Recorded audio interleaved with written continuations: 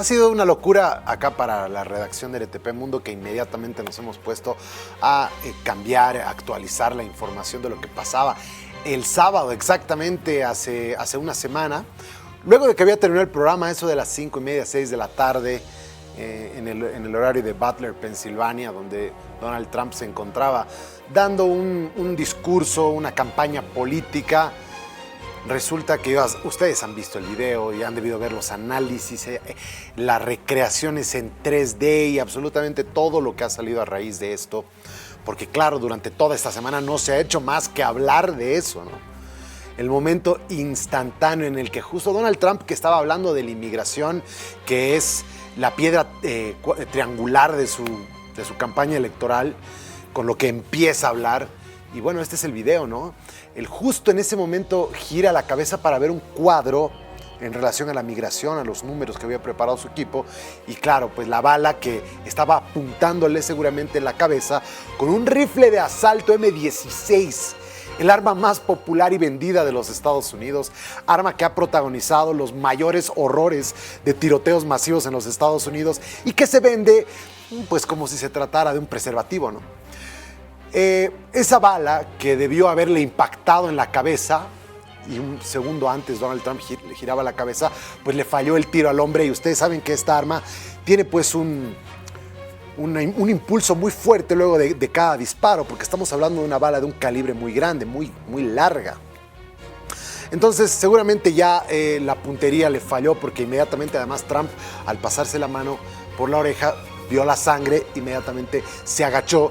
Y más bien hubo dos víctimas, una víctima fatal y dos víctimas de gravedad que se encuentran todavía en el hospital.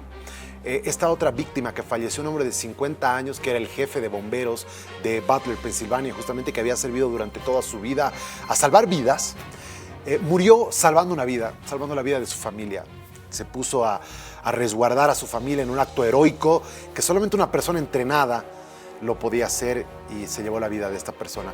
Este muchacho, además, es un muchacho de 20 años, ustedes le ven la cara, es un muchacho que apenas ha salido del colegio y que, bueno, parece que tenía torcida la cabeza, como otros episodios de los Estados Unidos en los que muchachos han intentado asesinar a presidentes o a candidatos, ¿no? Y bueno, ayer, en realidad el jueves, veíamos a Donald Trump referirse al expresidente cerrando la Convención Nacional Republicana, más conocida, donde se acepta ya la candidatura. Esta se llevó adelante en Milwaukee durante toda esta semana, el discurso más largo realizado por un líder al aceptar su nominación. Él mismo en primera persona ha relatado cómo ha sobrevivido al atentado por su vida, y ha prometido una victoria increíble en las próximas elecciones. Dice él: si no hubiera movido mi cabeza en ese preciso instante, la bala de ese asesino me habría alcanzado y no estaría aquí esta noche. Decía en una intervención durante el cierre de la Convención Nacional Republicana. Estoy ante ustedes en este escenario únicamente por la gracia de Dios Todopoderoso. No lo oiréis una segunda vez, advirtió al iniciar un relato que calificado de demasiado doloroso mientras hablaba. Contó cómo escuchó el disparo y sintió que algo le golpeó muy duro en la oreja derecha, y dice: ¿qué habrá sido eso? Había pensado, solo puede ser una bala, dijo que pensó inmediatamente. Continuaba el líder republicano, que además dijo que vio la sangre, que era un baño de sangre, lo que había sangre en todas partes, y además agradecía al servicio de seguridad, que es manejado obviamente por el gobierno de los Estados Unidos, que inmediatamente tuvo que reaccionar ante ese momento, ¿no?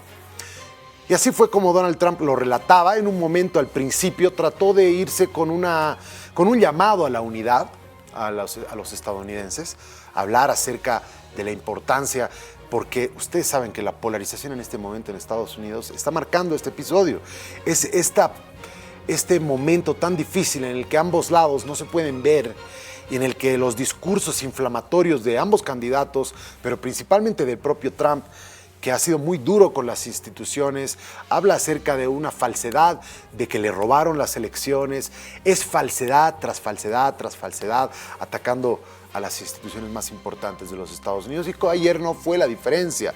Durante los primeros 15 minutos de su discurso fue un llamado a la unidad, y el resto fue un mitin político como el que ya estamos acostumbrados. Me robaron las elecciones, que los inmigrantes están viniendo a asesinar a la gente y a quitarle sus trabajos, bla, bla, bla. Más temas de esos políticos que Trump, pues, los habla constantemente en su carrera. Pero los siguientes cuadros que vamos a ver a continuación les muestran a ustedes cómo es un país como Estados Unidos, ¿no? Han habido cualquier cantidad de intentos de asesinatos y, de hecho, el primer presidente de la historia ha muerto a raíz de una bala, ¿no? Estos son los presidentes de Estados Unidos que fueron asesinados. El primer presidente, Abraham Lincoln, de 1809 a 1865, asesinado el 14 de abril de 1865. James Garfield, de 1831 a 1881, fue asesinado el 2 de julio de ese año. William McKinley, 1843, falleció en 1901. Lo asesinaron el 6 de septiembre de 1901 y esto dio pie a la presidencia de Theodore Roosevelt. John F. Kennedy, el famoso Kennedy, también murió lo impactó la bala de una persona que había pasado tiempo en la Unión Soviética el 22 de noviembre de 1963. Estos son intentos fallidos de personajes que fueron alcanzados por una bala, como el caso de justamente el presidente que le sucedió a un presidente asesinado. Theodore Roosevelt fue atacado el 14 de octubre de 1912 y lo increíble de Roosevelt es que se encontraba dando un discurso y recibió el impacto de la bala en el pecho y el hombre siguió dando su discurso como si nada hubiera pasado y luego la bala quedó ahí durante todo el resto de su vida porque claro, el hombre no se hizo sacar la bala. Luego, Ronald Reagan fue atacado el 30 de marzo de 1981, igual fue alcanzado por balas, pero él afortunadamente fue al hospital. Esto le sirvió mucho en su campaña y por eso voy a hacer más adelante el análisis en el paralelismo con Ronald Reagan, uno de los presidentes más populares de la historia de los Estados Unidos. Este hombre fue impactado por una bala y casi pierde la vida y él se recuperó porque terminó yendo al hospital. Se recuperó y a las 2 semanas ya estaba trabajando nuevamente en la Casa Blanca y fue reelegido, ¿no? Entonces vamos a ver si eso le va a resultar a Donald Trump, que fue atacado el 13 de julio de 2024 con esta icónica foto del puño por encima, la bandera de los Estados Unidos y el cántico de luchar, luchar, luchar, ¿no? Bien, es demasiada violencia, ¿no? Para un país, presidentes muertos, candidatos en intentos de asesinatos y demás. Ahora, vamos a analizar el tema, las repercusiones, si esto le suma a Donald Trump, si con esto ya tiene la vía libre para las elecciones de los Estados Unidos, que además faltan 4 meses, ¿ah? 5 de noviembre van a ser las elecciones. Álvaro de Pozo está con nosotros. Muy buenas tardes, Álvaro. ¿Tú cómo has visto? ¿Qué posibilidades le ves a Donald Trump a raíz de esto? ¿Será que se repite la historia de Ronald Reagan? Muy buenas tardes, Jorge Luis. Un placer, como siempre, compartir estos temas de interés de la agenda internacional. Sin duda cabe que hemos vivido un acontecimiento, tú bien lo relatabas el anterior sábado, un acontecimiento que quizá más allá de los datos que nos muestras que es un país que ya ha vivido estas experiencias, uno no espera que suceda en Estados Unidos esta violencia política, vamos a decir. Dentro de la pregunta que tú me haces si esto le puede favorecer a Donald Trump, creo que sí. Creo que las circunstancias que hoy rodean la candidatura de Trump son muy favorables a él. Creo que el mayor obstáculo para Trump es él mismo. Sin embargo, las circunstancias son muy favorables. Es un partido republicano unido, diferente a lo que pasó en la convención del 2016, que había todavía divisiones muy notorias en el partido. Hoy es un candidato aceptado por propios y extraños dentro del propio partido republicano. Extraños, digo, aquellos detractores que en su momento pues no apreciaban la candidatura de Trump. Hoy Trump ha logrado un partido unido, ha logrado con este accidente, mostrarse como un hombre predestinado a conseguir una meta. Se ha salvado por un milagro y eso le da una fuerza casi sobrenatural de decir, soy el hombre elegido para mejorar otra vez, hacer grande América. Tiene al frente un partido muy debilitado con una candidatura del presidente Biden que tiene ya sus debilidades y quizá lo vamos a analizar más adelante. Entonces, estas circunstancias parecería que le favorecen en todo contexto. Pero tú has hecho una referencia muy importante, Jorge Luis, en cuanto al discurso. Yo creo que ayer, en el cierre de la campaña de la convención, Trump ha desaprovechado una oportunidad. Él, los primeros 15 minutos o la primera parte introductoria de su discurso ha sido un discurso bueno, pero después hemos vuelto a ver el mismo Trump de siempre, y creo que era una oportunidad para llegar a todos esos indecisos en los Estados Unidos que incluso ven con cierta inseguridad o temor la candidatura de Biden, y podía haber sido una oportunidad para ganar ese voto del indeciso, y más bien ha sido un discurso de cierre de fidelizar ese electorado que es del Partido Republicano. Por lo tanto, creo que ha habido un error en ese discurso largo, por primera vez tan largo, pero que no ha sabido aprovechar. El resto de consideraciones creo que le son favorables hoy en día al candidato Trump. Justamente igual estaba hablando de un intento de asesinato a Theodore Roosevelt, este presidente también republicano, que estuvo 2 términos en la presidencia de los Estados Unidos a principios del siglo XX, pero luego él fundó otro partido, el Partido Progresista, y quería un nuevo término en la Casa Blanca porque estaba en desacuerdo. Fue derrotado por Woodrow Wilson, un presidente del ala democrática, un demócrata, eso, o sea, de la izquierda estadounidense. Eso quiere decir que a pesar del intento de atentar con la vida, y además este hombre fue más allá, se hizo dar un balazo, y el hombre no quiso salirse, él quiso terminar su discurso de 1 hora y media, y se paró ahí, terminó su discurso mientras sangraba, que la bala le impactó como por acá en el pecho, y igual siguió dando su discurso, terminó su discurso y recién fue a ser, digamos, hospitalizado y demás. Pero esto no le resultó para nada útil a pesar de eso. Sí, evidentemente en ese caso no le fue útil o no le fue suficiente. Creo que en el caso de Trump tampoco va a ser determinante, no va a ser el incidente que ha salvado la vida lo que lo consagre como el próximo presidente de los Estados Unidos.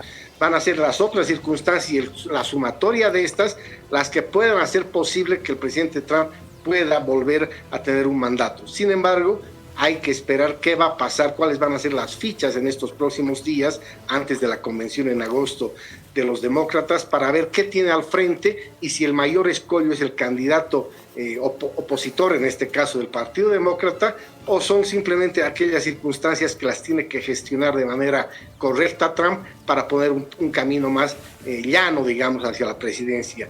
Evidentemente, en el caso que tú relatas, de Roosevelt no ha sido el incidente que logre el objetivo, pero en el caso de Reagan, ya en su mandato, creo que es un presidente, y algunos lo quieren comparar con Reagan, no por el incidente del intento de asesinato, sino por la unidad del partido. Algunos analistas hablan de que este partido republicano se parece mucho al de los años 80, donde el partido republicano estaba como nunca unido. Por lo tanto, es una circunstancia favorable, pero en ningún caso determinante.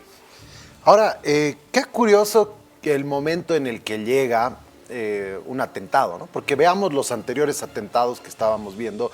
El atentado a Roosevelt llega en más o menos en el apogeo de la Primera Guerra Mundial, o ya finalizando la Segunda Guerra Mundial.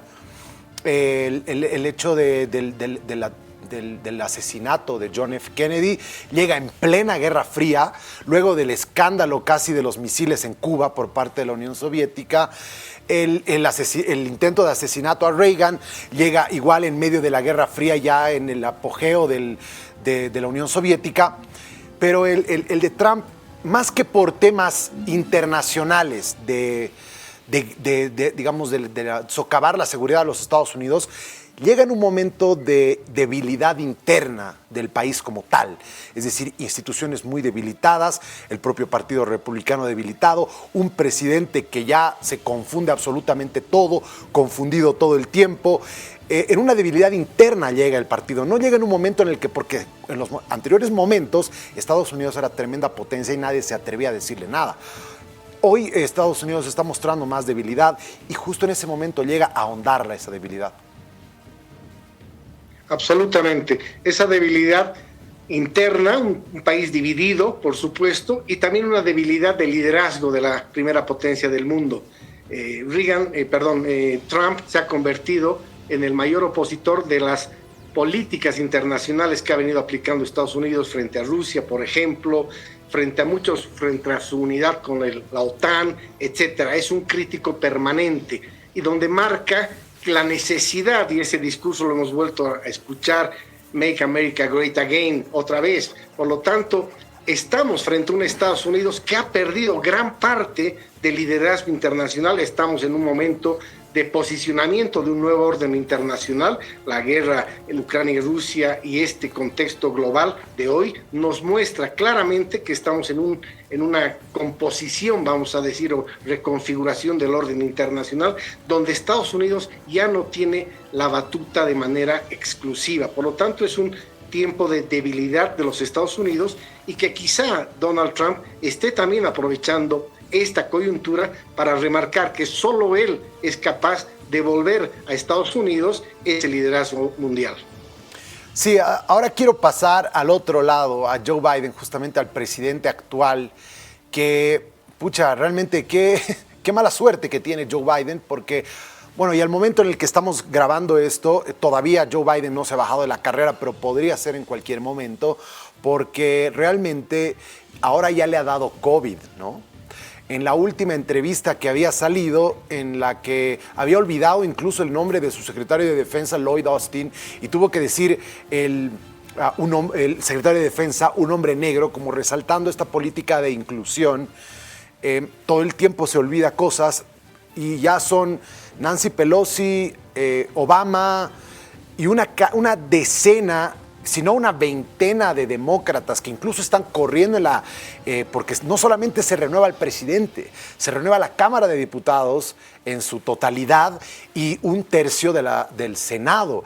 Eso le podría dar a Trump, si es que todas las cosas salen bien para él, control de ambas cámaras y podría ser fatídico. Y por eso los demócratas están cada vez más presionando a que Joe Biden se baje. En un escenario así, ¿Kamala Harris tendría una mejor oportunidad contra Trump? Mira, las encuestas obviamente hay que manejarlas con mucho cuidado. Se dice que Kamala Harris puede ser una gran sustituta. Sin embargo, aparecen otros nombres, el gobernador de California, la gobernadora de Michigan. Son personas que podrían también reemplazar fácilmente al candidato Biden. Es una debilidad lamentable. Parecería que el presidente Biden está obstinado en mantener su candidatura.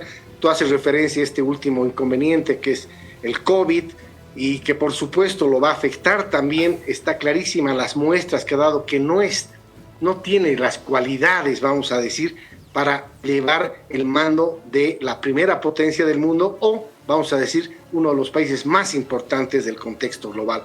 Por lo tanto, los demócratas están ya cada día expresándose de manera contundente para que Biden, el único que puede decidir su renuncia, pueda dar un paso al costado. Se había preparado la confirmación como candidato de Biden a partir de una elección adelantada y virtual. Todavía hay problemas para determinar la letra chica de esta elección virtual previa a la convención demócrata. Por lo tanto, estos días van a ser fundamentales y como tú bien lo dices, hasta hoy sábado no tenemos una noticia de que Biden pueda tomar esta decisión. Sin embargo, aliados duros de Biden como el expresidente Obama ya le ha quitado ese apoyo, ya le ha sugerido pueda dar un paso al costado. Ojalá para que los demócratas tengan un candidato a la altura del oponente Trump que pueda dar una pelea en esta contienda electoral. Y un tema que quisiera resaltar también dentro de estas circunstancias de Trump favorables es la elección de su vicepresidente Vance. Creo que anteriormente retractor del propio Trump, pero es un hombre que llega a ese voto del americano que viene de abajo, que cumple el sueño americano, que de una clase trabajadora con inconvenientes familiares. Hay todo un éxito de la puesta en escena de la biografía de este hombre en una película. Por lo tanto, creo que ha sido una buena elección de un hombre joven que llega mucho al discurso americano. Por lo tanto, es otro de los elementos que los demócratas tendrán que considerar a la hora de mantener o retirar al candidato hoy presidente de los Estados Unidos, Biden. Así es, justamente los demócratas, digamos, más preocupados, hablan de que Trump vendría a ser un Hitler sin bigote. ¿Qué tanto podría ser, qué tanto paralelismo podemos hacer retrotrayendo un nacionalismo fascista previo a la Segunda Guerra Mundial que se diseminó por Europa y que justamente llevó a los enfrentamientos bélicos más desastrosos de la historia? ¿Qué tan probable es que un episodio de un nacionalismo de esas proporciones se tome la presidencia de los Estados Unidos? No deja de ser siempre una comparación odiosa, tomando en cuenta las consecuencias que tuvo Adolf Hitler en Alemania. Es un hombre absolutamente radical en sus discursos contra la migración, etcétera. Se sigue hablando insistentemente de una lucha frontal, casi desconociendo los derechos humanos de aquellas personas. Por lo tanto, es un discurso que se lo puede fácilmente alinear con ese discurso extremista. Pero también decía yo al principio que uno de los principales obstáculos de la candidatura de Trump es el mismo. Y este discurso, si bien cohesiona una parte del electorado muy, confirmado hacia las ideas más de derecha, asusta también al resto. No olvidemos, por ejemplo, lo que ha pasado en Francia, que la candidata Le Pen venía con una fortaleza en una primera vuelta que decíamos, esta señora va a ser presidenta y tiene un discurso antimigración, antieuropeísta, etcétera. Y de pronto eso mismo ha generado una participación mayor en las elecciones, ha podido activar el voto de una izquierda moderada, una izquierda extrema, etcétera, y se ha unido una izquierda de todos sus vertientes para no darle esta victoria. Por lo tanto, digo yo, Trump debería, y lo ha dicho al principio de su discurso, esa unidad, que no es suficiente ser un candidato del 50% de los Estados Unidos. Trump debería trabajar por ser candidato de todos los americanos, y eso implica un discurso mucho más moderado. Álvaro, ha sido un placer conversar contigo y analizar conjuntamente este tema. Muchas gracias. Jorge Luis, un abrazo y hasta cualquier momento. Bien, ahí estaba, ¿no? Esa es la situación de estas elecciones que se vienen para el 5 de noviembre.